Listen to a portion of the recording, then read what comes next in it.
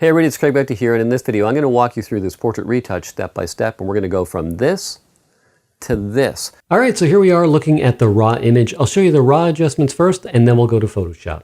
Alright, so this is the raw image right out of camera. This is how it was lit. The first thing I'm going to do is adjust the exposure. I suggest you do the same. Hopefully you shot it in RAW.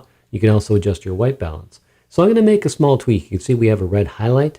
I'm just going to take that down just a bit till that goes away. And I'm going to take my highlight, I'm going to take that up to 10. So I've just made tiny adjustments. I like the exposure. I took the exposure down just slightly and the highlights down slightly. I'm going to leave the shadows just the way they are. The next adjustment is going to be my white balance. You can see here it was shot at 5500. The reason for that is I was shooting outdoors and my strobe is set for 5500. So I set my white balance in camera for 5500. Although I think I should cool it down. You can see if I go left, it gets cooler. If I go right, it gets warmer. I think 5200 Kelvin, that's Kelvin. Sometimes I say it Kelvin for some reason. That's what you want it at. For me anyway, I'm happy with 5200. I'm going for the skin tone here. I'm really judging the skin tone. Does it look like skin should look like? Is that what her skin tone look like? Because that's the most important thing in a portrait is the skin tone. Now the tint, if I go left, it gets a little more greenish. If I go right, it's a little more magenta. I think 1. So 5200 Kelvin and 1, those are the settings that I like on my calibrated monitor. It may look different on your monitor, whether it's calibrated or not. Now that's all I do. So then I go to Photoshop. I'll show you my export settings. So I'm going to try to keep this exciting. Make sure you stick around to the end. I save some of my best retouching tips to the end of this video. You don't want to miss those. All right, so here we go. We're going to go to a TIFF format, 16-bit, uncompressed, color space, Pro Photo. It's the largest color space. I suggest you use that. And we're going to go to Photoshop. All right, so here we are in Photoshop. This is the raw image, and this is a final image that I posted to Instagram. So that's the before, and this is the after. So I'm going to walk you through how to get more orange and red in the sky, how to change the background color, how to do dodge and burn, how to do liquify, how to do color grading, and a whole bunch more. So stick around and watch this whole video. I'm going to try to keep it engaging the best I can, okay? So the format of this is going to be, I'm going to demonstrate the technique, and then I'm going to move on to the next one. So I'll say, okay, first I start with this. Here's how you do it, and then it's up to you to practice these things at home. I just want to keep this going quickly so that you don't get bored. The first thing is we've got our background image. The first thing we want to do is duplicate that. An easy way to do that is to right-click on the image, or you could use a shortcut. I'll use some shortcuts as well. We could right-click and say duplicate layer, or if you're on the Mac, it's Command-J. So Command-J, and that's a duplicate. Never work on your background layer. Always have that there. And think about the layers as a wax paper. So you've got your original picture, you're putting wax paper over it, you're making some adjustments. So if you want, you can always go back, or you can reduce the opacity. So your layers are on the right. Also, you have your blend modes. You can see we're on normal. You also have your opacity for each layer. Your tools are on the left if you're new to Photoshop. So let's continue on. So the first thing I suggest you do is make a plan. Look at your overall image and say, what should I do to this? Does it need dodging and burning? Do I want to change the color? Do I need to heal the skin? Start thinking about those things and make a plan for yourself. Now, I always start with healing the skin first, and I go from top to bottom. I'm going to create a new layer. If you come down to the bottom right here, click there. We've got a new layer. Now we're going to heal on that layer. Now, if you come to the left here, we have what looks like a Band-Aid. We're going to use the healing brush. I think it's a little more effective than the spot healing brush or the patch tool. Experiment if you'd like. Don't take my word for it, but I do prefer the healing brush. Now I'm going to zoom in. Command plus is a shortcut on the Mac. So I like to get in really close. So I'd say anywhere from 500 to 800 until the image becomes pixelated. I like to get in really close, really have a look at what's happening, and then make an assessment about what I want to fix. So I'm on the healing brush right here on the left, and then I'm going to sample nearby skin texture. Now, an important thing to be aware of, see just above the healing brush, we have our eyedropper tool. If you click on that, you'll see a sample size. Now this is going to sample that size. So when you're doing your healing. So if you click on it, you can see there's point sample. You don't want that, that's too small.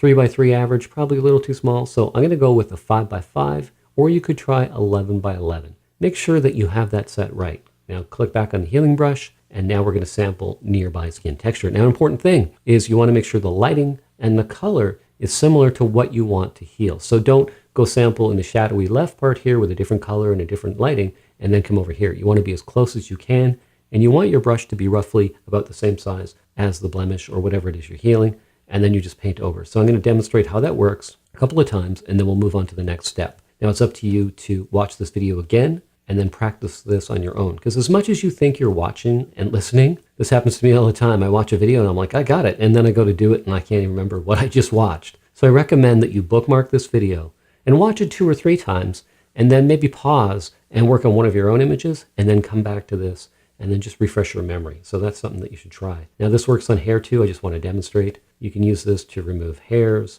blemishes, moles, just about anything you can use. So that's the healing brush. So that's step 1. I heal the skin. I start at the top. I work my way down. I won't bore you by going through all that. So once I do that, I do something called a micro dodge layer, and I'll demonstrate that for you. So step 1, heal skin. Step 2, dodge and burn. Now there's a couple different ways to create dodge and burn layers. I'll show you a couple different ways throughout this video. So stick around so you make sure you see all the different ways to do that. Now here's one way. If you hold the Option key on the Mac, Alt on the PC, beside the garbage can where you'd create a new layer, you click that, and we have a dialog box. Call it dodge. I'm only going to dodge. Go to your blend mode, which is set for normal. Set that to soft light, and we get a different option. It's fill with soft light, neutral color, 50% gray. Check that box, say OK. And on our right-hand side, you can see in our layers now, we have a gray dodge layer. This is what we're going to use for our first round of dodging. I'm going to zoom in super close, probably about 500 to 800 times. Really super close. It's going to depend on the image that you shot at, the resolution. I shot this on the Nikon D850. It's quite a high resolution image. I'm losing my voice. And so you can see here we have lines.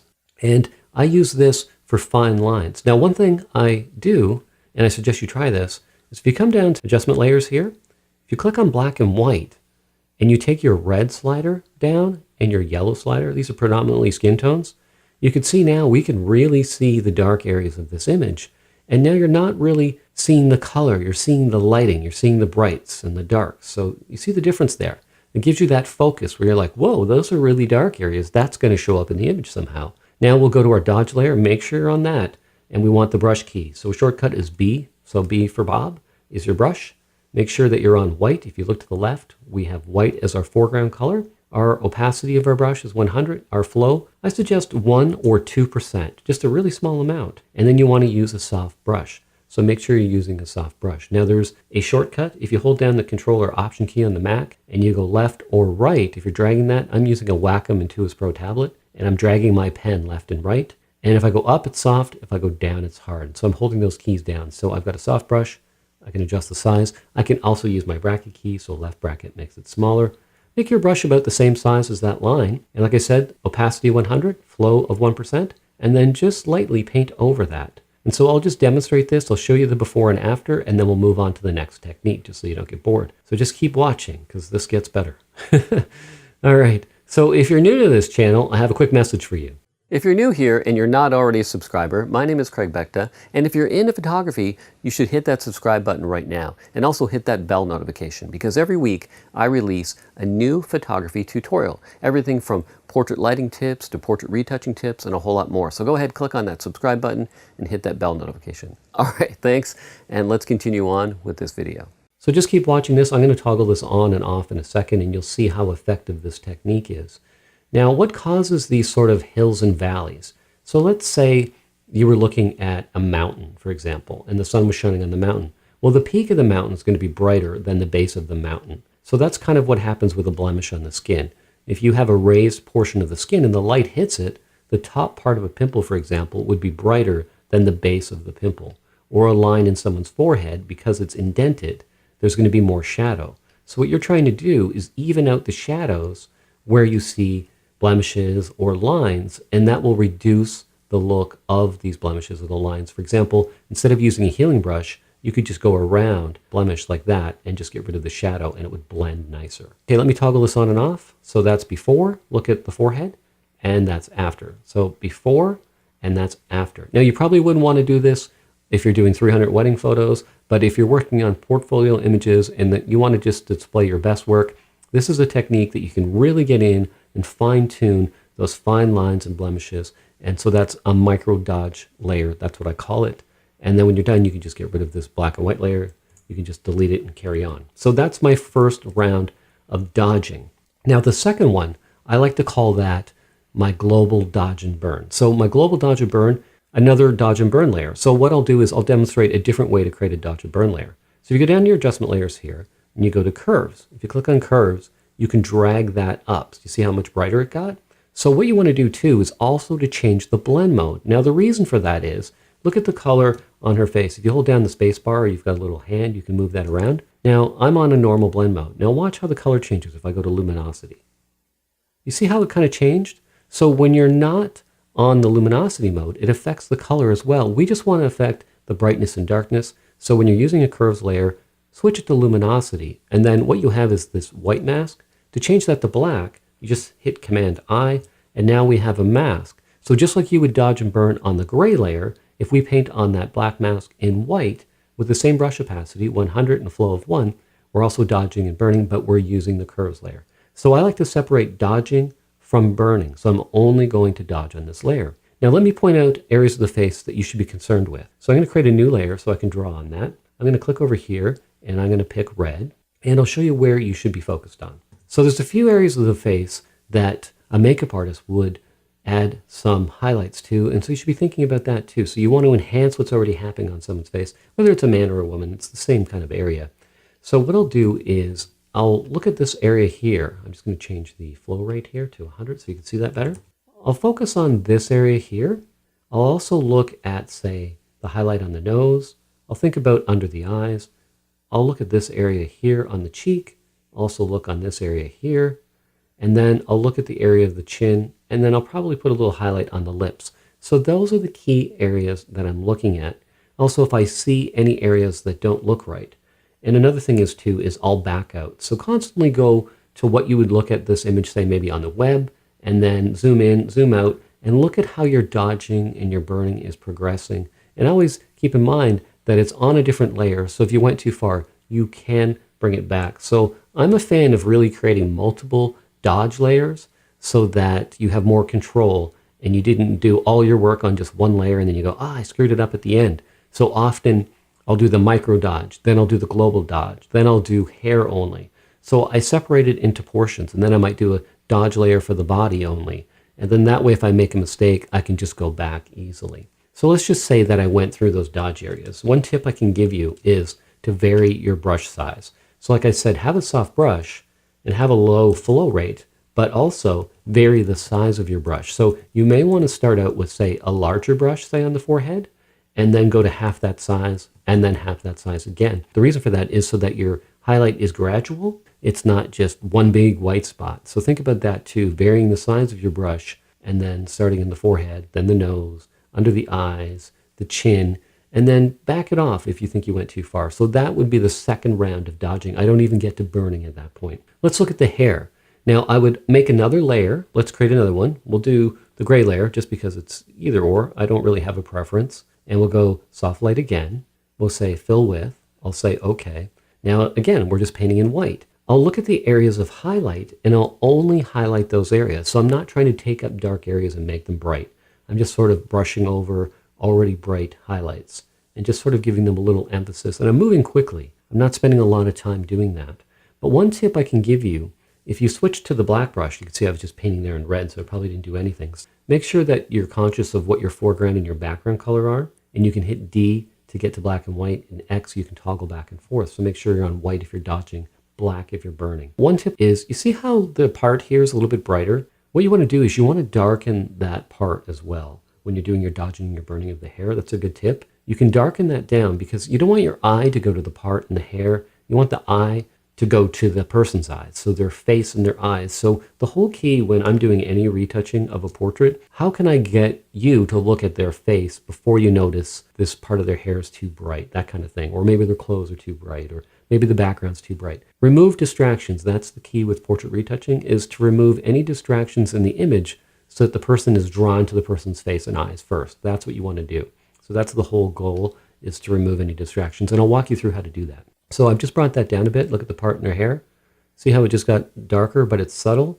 So everything I do is subtle. It's very subtle and it's all in layers. And that's why I like Photoshop. We've talked about creating multiple dodge and burn layers. Let's go to what I would call would be stage 3. So I'm going to look at this image and I say, okay, well, I've done some skin healing. I've done a couple layers of dodging and burning. What else does this need? And I'll look at everything and I'll say, well, I could probably fix the hair with Liquify. I could probably take the shoulder down, maybe tuck in the arm, tuck in the jeans, get rid of these creases. So those are things I'm thinking about. So what I'm going to do now is I'm going to take all those layers, I'm going to merge them to the top. But the thing is, when I do that, I can always go back. I'm always going to keep these layers on the right in case I need them. So a shortcut is Shift, Option, Command, E. That will merge everything to the top. Now, if I want to go back, all I have to do is delete that layer. All of my original layers are still there. But the reason why I'm doing that is so that I can use Liquify. I can't use Liquify on a dodge and burn layer or a blank layer. So that's why I had to merge it to the top. So I'm going to go to Filter. I hope you're still with me. I'm going to go to Liquify, and we're going to liquefy some images. So I'm going to show you my settings. If you look at the right here, top corner, my pressure is 20, my density is 50, and then I'm going to show you how to use a freeze mask. If you come to the left here, we've got a freeze mask tool. I'm going to just freeze her face because I don't want to affect her face at all. So I'm just going to paint over that. Anything we paint in red, when we make adjustments in the Liquify tool, it won't affect that. So for example, if I wanted to just tuck in her arm there and I don't want to affect the rest, I can do that. If I want to bring in her waist a little bit, I can just do that. Same with this, if I can protect her arms here, if I'm making some adjustments, the hand. So any areas that you don't want affected by the Liquify tool, paint them with the freeze mask. Then you want to go to your forward warp tool. That's right there. And you want to make sure that this is large enough. And again, like dodging and burning, you probably want to zoom in and out of this image. Hold the spacebar down, and then you can drag the image. And so I'll have a brush size like that. Be conscious of your brush size in the area you're in. And then when you get to a bigger area like this, where you just want to affect everything a little bit more evenly, make your brush bigger. If it's a little bit smaller of an area, adjust that brush. And really, I'm just demonstrating how to make some tweaks in the hair. Say you're outside and it's windy, and for some reason, the hair just looks a little flat in one spot, or you want to add a little body to the hair. You can do that with the Liquify tool. I'm going to exaggerate it a little bit, just so that it's easy for you to see when we go out the changes I made. But you can be as subtle as you want with this, and I suggest you be more subtle. So I'm going to bring this down a bit there, and I'm also going to make my brush bigger. I'm going to tuck in her arm just a touch there. Now you can see the jeans here. If you want to tuck in someone's clothing, you can easily just sort of tuck that in. And then if you want to sort of tuck in their waist, you can do that. Again, here with the jeans right there, where she's got them crumpled up, if I want to tuck in that part, I can. So it's really just a matter of making these fine tweaks, because I don't want something to catch your eye and take it away from the focus of the image. So again, here I'm going to tuck in her pocket a bit there, and it's really just about taking some time and doing it properly. Even if you wanted to, say, these are very baggy pants. If you wanted to, you could even bring in the leg a little more, because sometimes the camera will make someone look heavier. So these are things to think about. Now, I wouldn't say take someone's, down like 100 pounds or something, but, be conscious of things that don't look proper when you're taking the photo. So then if I click on and off, you can see I'll zoom in a bit more. And so just look at the areas of the hair, the shoulder, the arm, the pants, and you could see these little tweaks, but they did make a difference. So that's the Liquify tool, and that's how you use it. So I'll employ this sometimes not at all. It's really depending on the image, but I wanted you to see how to use that. All right, so let's recap. So we started with the background image. We healed the skin first, top down. Then we did our first dodge and burn. We only did dodging, micro dodge layer with the black and white layer. Then we did more of a global dodge with just the dodge layer again. Now you can use curves, or you can use a gray layer for that. Then we did some Liquify. So once I get to this point, I start to look at the entire image and I say, well, how can I enhance this image? So for me, I want to make the skies redder. I want to make the background a little bit different. I want to make it darker. So how do you do that? So I'll show you a great technique. And again, we're just going to shift everything up. Stick around. I'm going to show you how to sharpen and brighten the eyes as well too coming up. All right, so what I want to do here is I want to create a mask so I can use this mask over and over again. So we're going to use the quick selection tool, which is never quick. They call it the quick selection tool. It's never quick. I don't think it's going to work that great in this image because her pants are the same color as the background. So it's really going to depend on the image, the background, how well this works. I'm going to do this really fast. I suggest you take your time if you're working on some portfolio images, but I'm just going to show you how to do a quick cutout, and I'm going to explain why I'm doing it and how I use it in my work. And I think it's really important to do this. All right, so you can see I've got some of the background. If that happens, you hold the Option key or Alt on the PC, and then we just want to take away that area that it's selected. And I'm not going to do the whole pants. I think I'm just going to leave it the way it is. There's a little bit under her arm. So if you do this yourself, take your time, go through, do a proper selection. I just want to show you why this method is so effective. So I'm just going to do a partial mask, but you'll get the idea. So you can see we've got a cutout except for her pants. I would cut that out normally. Now look right down here, output 2, new layer with layer mask. You want to make sure that's set. If you don't see red, you can adjust that up here too. So I'm going to say OK, and now we have a mask, but nothing really changed, right? So watch what happens. So I'm just going to make sure that I have a layer above this. So again, Shift, Option, Command, E. I'm merging everything, pushing it up to the top. I'm always keeping my layers below in case I want to backtrack. So now what I want to do is I want to go up to Filter, and I'm going to go to Camera Raw Filter. So I've clicked there. And so this takes us back to Adobe Camera Raw. So if you're familiar with that, that's great. If you're not, what this allows us to do is to make some other changes. So we can play with the color temperature, so we can cool down the background or we can warm it up. I'm going to show you how to just mask the skin. So I've warmed up the sky a bit. We can play with the tint. I've added some more tint there. But we can get even more refined. If you go 4 in, we have the HSL adjustments, which stands for hue, saturation, and luminance. We're going to play with just the hue. So we're going to affect the sky. So we're going to take the red, we're going to drag it far to the left. We're going to drag the orange to the left. You can see it's making her skin go crazy, but we've got that mask, right? I showed you how to create one. And we're going to drag those yellows. Now we've created a really cool sky. It may be exaggerated, but I just want you to see what you can do. Now we can take the aquas and we can adjust the background as well. I'm going to say OK. Now this doesn't look great right now the way we have it, right? So you see how we have our mask here at the layer below that one? If you hold the Option key or Alt on the PC, you can drag that mask up now. So we dragged up the mask, but you can see that the effect's on her and not the background. So what we need to do is reverse that. So if you click on it and hit Command-I on the Mac, we've reversed that mask. Now you can see it looks fine because it didn't affect the jeans too much or the background, but you would have that cut out properly. Now if I toggle this on and off, look at the difference in the sky. Like, sure, that maybe that's a little bit over exaggerated, but you can always adjust the opacity because that's a different layer, right? That's the own layer. So if you thought it was too much, you could adjust the opacity. But now what else you can do, because you have that mask, so we're going to go and create a curves layer. I'm trying to go fast, keep it interesting, so I hope you can stick with me. I can drag this curves layer down and then drag that mask up. So again, like I did before, holding the Option or Alt key on the PC, grab the mask, drag it up, say yes. And now if I toggle this on and off, you can see that not only did we change the color of the background, but we also made the background darker to put more focus on our subject. And again, because it's on its own layer, if you went too far, you just adjust the opacity. So it gives you a lot of range, really, as far as being able to change the background separate from your subject, make it different colors, make it different lightness and brightness. Great trick, mask your subject, and then you have more latitude as far as doing things. All right, so let's get to adjusting the eyes. We want to brighten and sharpen the eyes. The reason for that is in a portrait, the focus is someone's face and eyes, and your connection is with the eyes. So we want to make them stand out. So I'll show you how to do that. We're going to create a curves layer for the eyes. So I'm going to zoom in, and we'll get really super close, and I'll show you what to look for here. I'm going to create a curves layer. Click down here, click curves, and I'm going to drag it up. Now, before we were dodging and burning, we went to luminosity. I'm going to leave it this way because I don't mind if there's a little extra color in there because we're just sort of making some enhancements to the eyes. And again, like before, we have the white mask. We want to hit Command-I and invert that mask.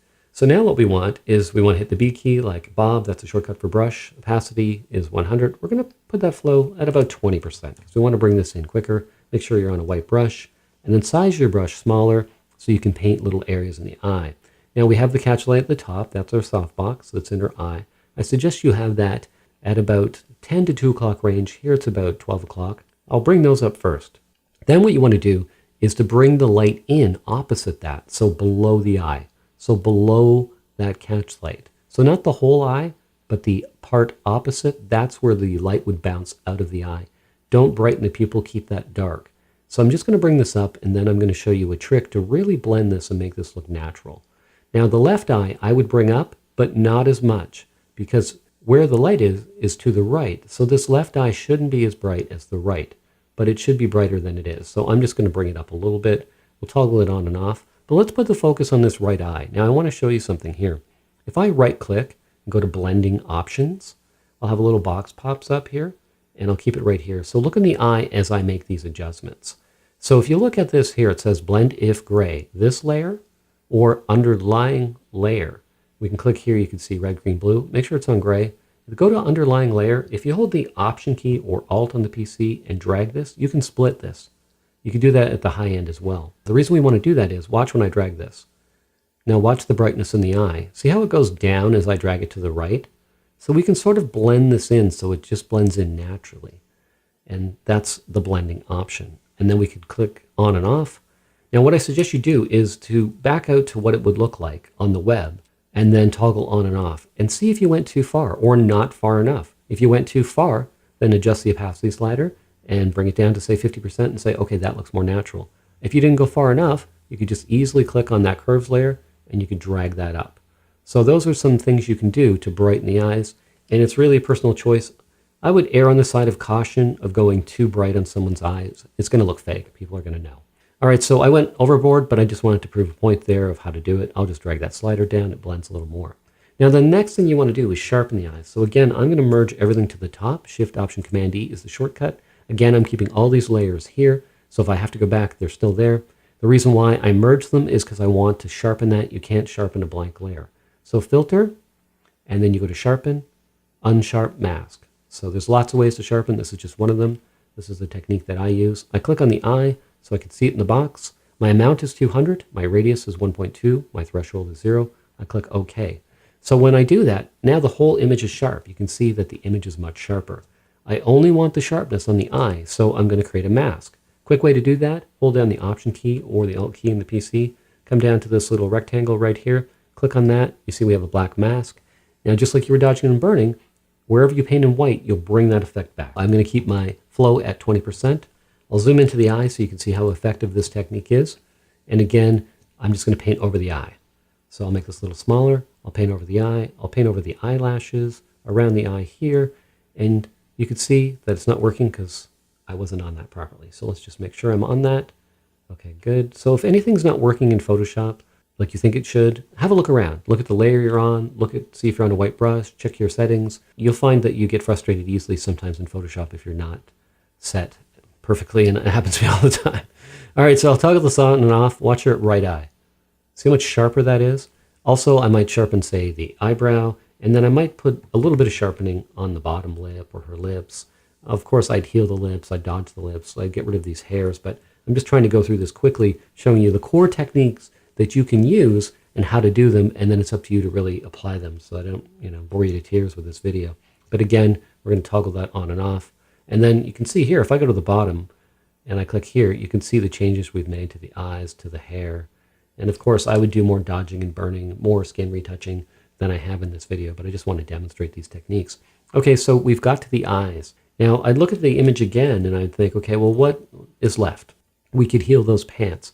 So by healing those pants, I mean we could use the patch tool, we could use the clone stamp tool, we could use dodging and burning. So some of these techniques I've showed you, we can also do that on the clothing as well to even out those lines and wrinkles. Now, one thing I like to do is color grading, and I suggest you have a signature color grading style so that all of your images kind of have a similar feel. So I'll show you a technique to do that. So if you come down here to your adjustment layers and you go to selective color, you can change the different colors. So you can pick a tone and change that. So what I like to do sometimes is go to the black layer, which is going to affect the darks and the shadows of the image. And I'd like to add a little blue to that. To do that, I can take the cyan slider and go right. So you can see how that changed the darks. But I'll do it very subtly. I'll go maybe +1 on that. And then the magenta, I'll go +1. And then for the yellow, you'll see in a second here, I can't get that to work. Okay, so let's just say +1. Okay, there we go. If I go to the yellow, you can see all the blue that comes in. So I'll go maybe -1 on there. And then what I'll do is, because it's on its own layer again, I can reduce the opacity to about 50%. But if I toggle on and off, it made a subtle change. But all these subtle changes that you're doing with all these layers really add up to a complete image. And that's why I like using Photoshop over some other applications. Now, I'll show you another way to do that. If you come down to your adjustment layers, you go to levels, and you go to your blue channel. Now look down here at the bottom where your output levels are. If you go from your left to your right, you could see I'm bringing blue into the shadows again. So another way to do it. So maybe you could bring in, say, 5 on your output level on your left. If you want to bring in some yellow in the highlights like split toning, you can do that as well. And you can just bring in a subtle amount of that. Again, I suggest backing off some of these adjustments so that it looks a little more natural. Now the last thing that I would do to an image is crop it. We'll get to that in a second. But also, I'll show you how to bring in some contrast to an image. So again, we're going to go to a curves layer. And I just want to bring in some contrast. So I think what I'll do is I'll change that blend mode in a second. But if you look at the bottom here, if I drag this down, this sort of brings the shadows down If I drag it up here, it's more between the midtone and the highlights, and I'm creating an S curve is what it's called, and that gives us more contrast. We're going to change that blend mode to luminosity, so we're not affecting the colors. And then we're going to drag that down to about maybe, I'll give it to about 16% so you can see how this works. Toggle that off and toggle it on. Toggle it off, toggle it on. You can see how it gives it a little more punch to the image, and you've got that its own layer there. You can adjust the opacity to your taste, but that's how to give it a little more kick. And then I would crop it. So some cropping rules. If it's a portrait, I don't like to have a lot of space above the head because it's really about the person, not about the sky. So I'll often crop close to their head, and then cropping points would be at the knees or at the waist or at the elbow. Because I missed her shoes in this shot, I can't just show her with no feet, so I have to crop at the knee. So I'll look for the knee crop, and then I'll crop it like that. And then I'll do one last look at the image. And sometimes what I'll do is I'll export a really large image. I'll go take a break, and I'll come back and I'll just look at the image and I'll say, oh, I missed something. Oh, I should do that again. And I might do another round of dodging and burning. Or I might tweak the colors. Or I'll say, you know what, that's oversaturated. If I put that on the web, her skin tones are too saturated. So one last trick, if you want to desaturate someone's skin a little bit, sometimes people go the other way, they oversaturate. What you can do, that's a color balance tool. That's good if you want to balance certain colors, but I want to show you another way to do this. If you go to hue saturation and you go to the red channel, so this is going to affect the skies too because we're going to affect the whole image, but you can reduce the saturation of just the reds. So you can go plus or minus, so you can go minus, say 4, yellow, minus 4, and then you can go master, which is the whole image, and then you can reduce that by say minus 5. And then that'll take down some of the saturation of the image if you feel someone's skin tones are overly saturated or certain colors. So that's just a tip right there. So I hope you enjoyed this video. If you found these tips helpful, give me a thumbs up. And if you're not already a subscriber, hit that subscribe button. And also share this on the web with your fellow photographers. If you found it helpful, share it in forums, Facebook groups, all over the place, blogs, wherever you want. Hey, it's Craig back here again, and you made it to the end of the video. If you found these tips helpful, give me a thumbs up for this video. Also, share it on the web. Just look below this video, click on share. You can share it on blogs, you can share it on Facebook groups, photography forums, wherever you'd like. Also, if you're not already a subscriber, hit that subscribe button and make sure you hit that bell notification and you'll get important updates when I release new video tutorials. All right, thanks again for watching. A thumbs up if you found it helpful. Share it, like it, subscribe. Anyway, I'll see you in the next video.